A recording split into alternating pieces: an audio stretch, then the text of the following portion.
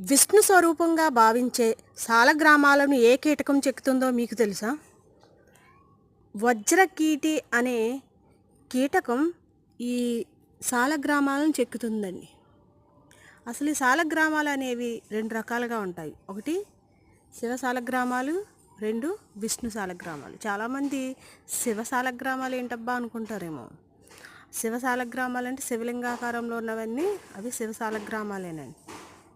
అయితే ఈ విష్ణు స్వరూపంగా ఎక్కువగా సాలగ్రామాల చిన్న చిన్న రాయిల్ని మనం చూస్తూ ఉంటాం.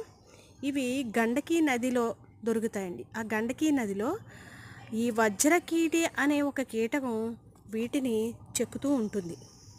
అవి రకరకాల విష్ణుమూర్తి ఆకారాల్లో కనిపిస్తుంది. ఈ గండకి అనే ఆవిడ ఒక వేశ్య. పురాణాల ప్రకారం ఆమె తన దగ్గరికి వచ్చే పురుషులకు రోజుకు ఒక అతన్ని భర్తగా స్వీకరించేది. అయితే ఒకరోజు విష్ణుమూర్తి ఆమె దగ్గరికి వెళ్ళగా ఆ విష్ణుమూర్తి బాగా కురీపిలా ఉంటాడు. వెంటనే అతనికి స్నానం చేసి శుభ్రం చేసి భర్తగా స్వీకరిస్తుంది.